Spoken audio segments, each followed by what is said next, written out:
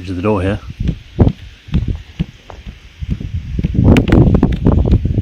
Yeah, that hollow sound, it's loose, it's cracked along here. I could just rip that off with my hands, I reckon. It's just sound plastic. Something else to think about. Those two walls completely built. These ones are up. And they need the extra studs putting in. Told them about this block being a bit... You can hear that. But he says it'll be alright when it's tied in. I think what I might do when they're all gone is put an L bracket in here, and then there, the floor into there, just to tie all that together. And I think its head as well, what I might do is sort of put protective, like you see in warehouses, like protective bollards in the concrete, and then something down here, just so I don't reverse into this, because that'll be very easily done. Yeah, so you can see how they're building the studs. Put the DPC on the bottom, staples. There you go, so these are kind of the finished studs. So they had to decide this morning, because basically there's this bit of maths conundrum you get, which is you do 400 centres, but then when you get your sheet material, the sheet material fair enough comes in metric, but it's matched back to imperial. So this is 8 foot, was that 8 foot by 4 foot? It's 1220, not 1200, so you can't get 3 of these to the sheet. So what they've done is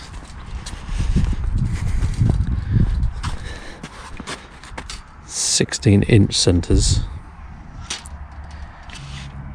36 in between, 36 centimetres, 36. So yeah, one roll of insulation will be. Well, actually, if you get, could you get 400 in there? You squash it down. It might be a bit too tight. You might need to trim it. So it's slightly, 5mm wider in each of these. They called the engineer. Doesn't really matter in practical terms. So the reason these are 6x2s, well, look at that, nominal 6x2. It's actually 5 3/4, so 145 millimeters. The reason he could have made them out of 4x2s, the engineer, but he specs 6 so that I could get more insulation, so it's stronger than it needs to be. That's nice. So this entryway, he said, what have they done there? They've made that, that looks quite small. And I said, yeah, they made it 700. And he's like, why have they done that? And they read the original spec that I gave them, which was, I said, circa 700, meaning kind of a personnel door. And then before it started building, I told the main contractor, I want it an 895 door. And he was like, oh, why have they done that then? I think that's a bullshit alarm for I forgot to tell them. But anyway, it's not my problem. So this is going to be, we've left 900mm, 905. Yeah, a bit of tolerance there. The height, that should be 2.9. So up there on the eaves.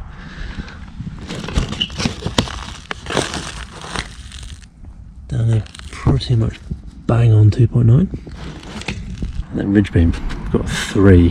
So you've basically got 150mm square, 6-inch square got there. In 2 days they're going to put the ridge beam on, which is 9 metre long bit of steel, 440 kilos he said, so that's going to have a crane. They've joined a few together. It's nice wood this.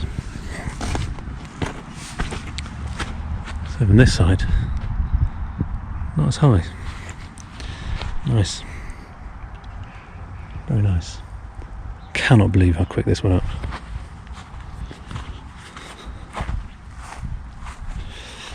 So yeah, they got some more studs to fill in. Here tomorrow they'll get the walls up completely, I think. By then, we've started tying them in. These anchor bolts. So pulling down. Probably halfway into the block. But I will probably be when it's all finished. I will probably put straps from there into the concrete floor, because those blocks are just, it's just DPM underneath there. So yeah, otherwise it's just relying on the weight of the roof and the building holding the blocks down with friction, and I just want to go even further than that.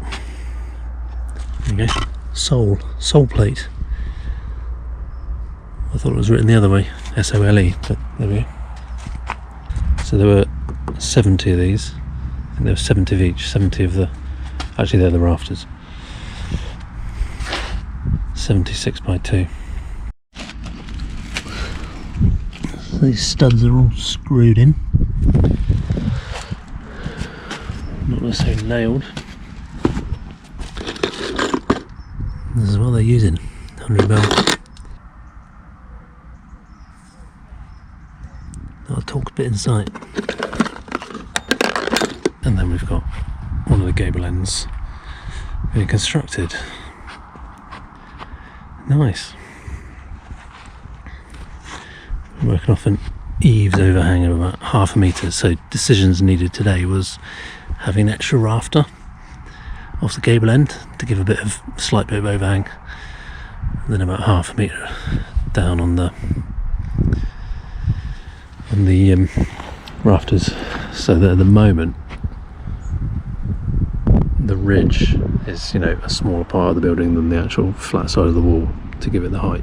So the overhangs, the eaves are going to overhang a little bit to make the roof a bit bigger in relation to the rest of the building. That'll sit on the wall plate. Look at the preparation they've done.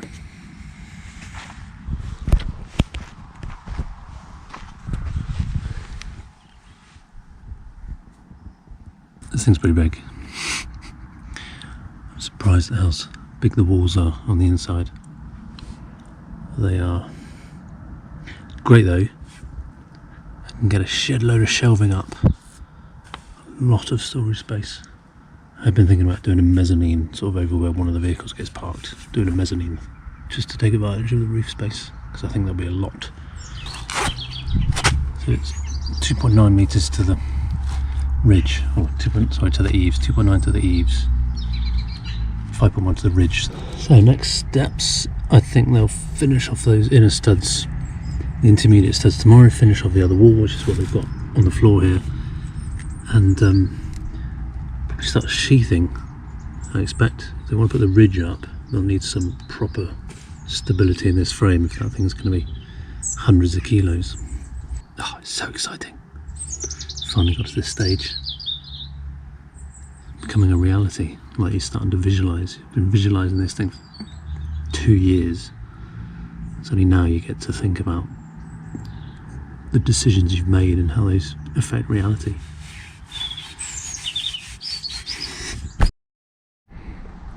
Once the wall's done, everything's tied in.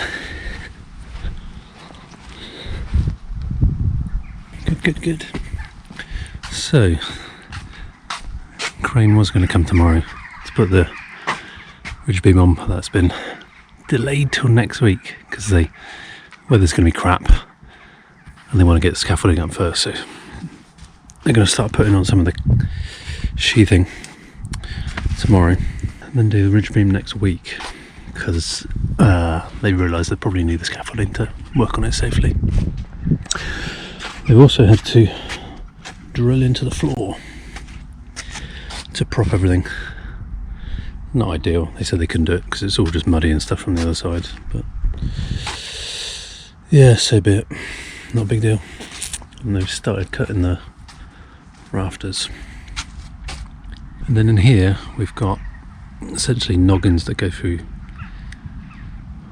two centres, and then so it's a balance between a full vertical there and a half vertical, but then a full horizontal. So I guess, you get to use more offcuts using that process. As far as the door goes, they're going to do that right at the end with the cladding. Chop the brick, cut this,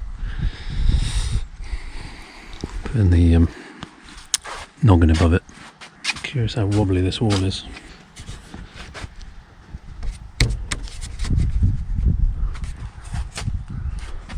They've got those on. so not that wobbly at the moment, but they were thinking the walls at this distance are going to be quite wobbly, so they were questioning as well. So this is going to be the top, so this is going to be, you know, cut the plumb line there, the other rafter's going to go that way, this is going up over the top of the ridge beam. They were questioning whether colletizer needed or something in here because there's no lateral load.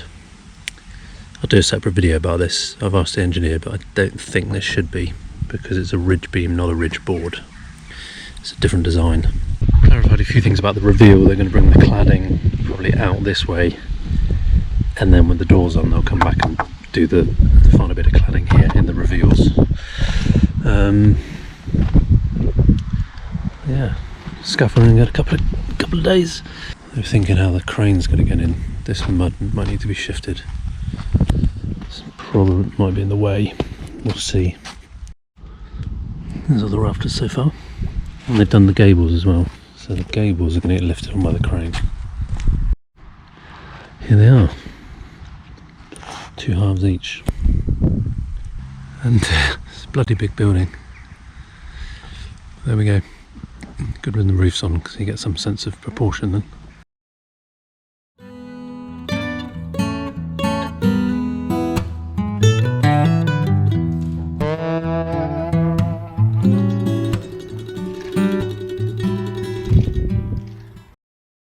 We have sheathing, so I had to go around at lunchtime because these bits on all 4 corners wouldn't be accessible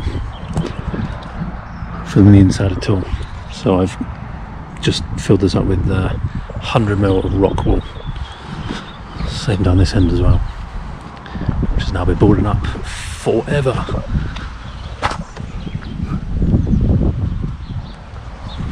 So there's a little bit to be done around the bottom. It's not covered up with, there's a bit of water on there, so it's not been covered up yet with a breather membrane. It's all been nailed in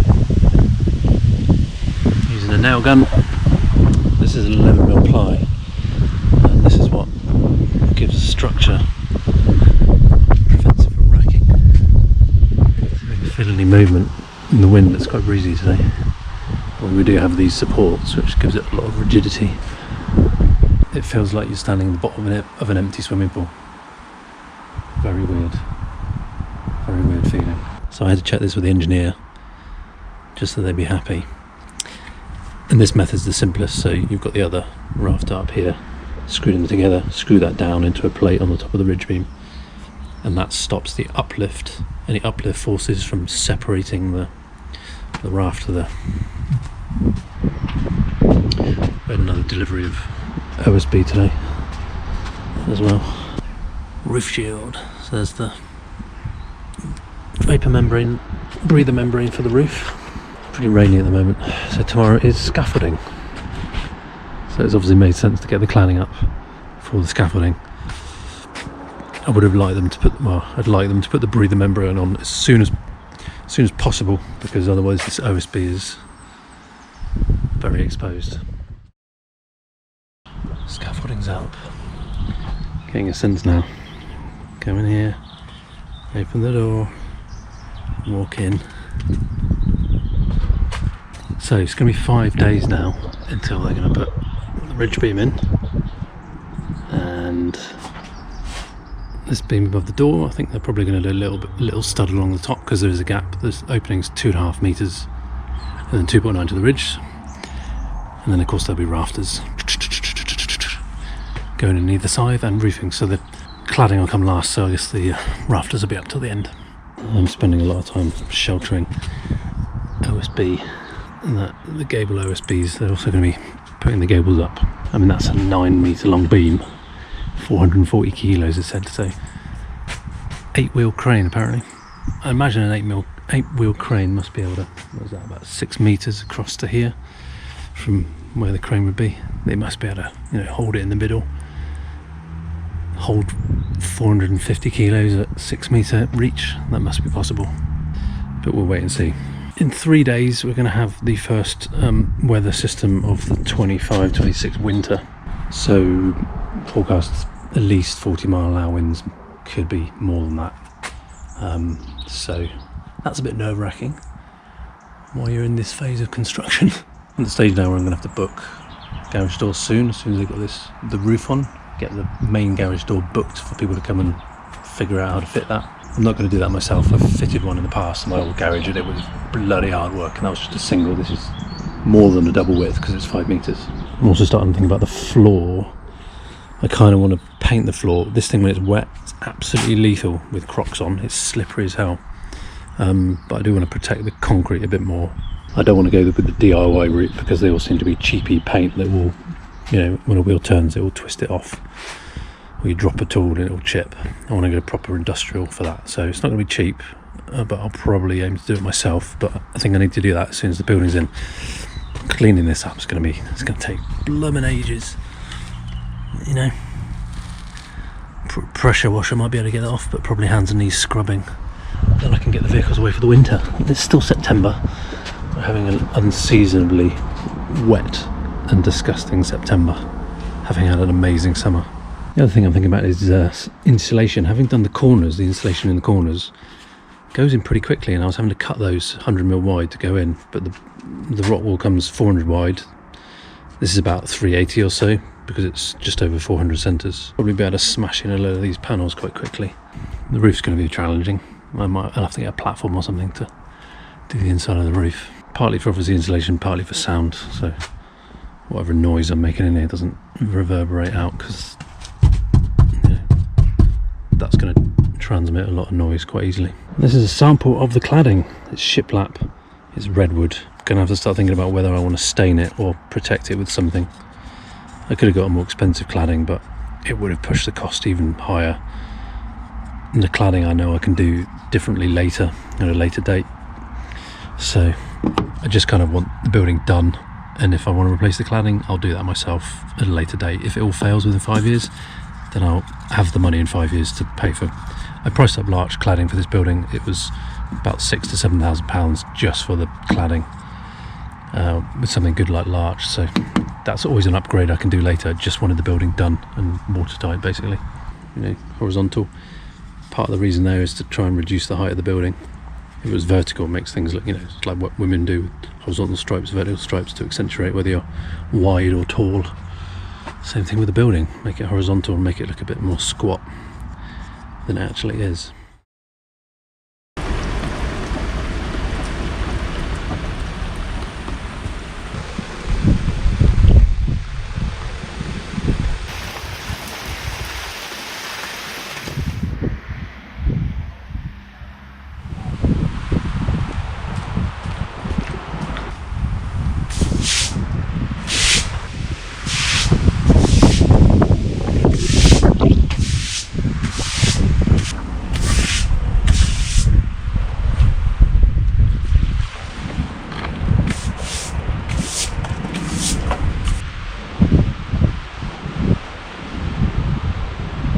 They've just finished some of the boarding up all around. There's a few more nails gone in this side, because you can see them all. Another one there, another one. But there's one there, 3 there, 2 up there, 1 there. I mean, I guess that's one of the problems with nail guns, is you don't get to feel what it's like.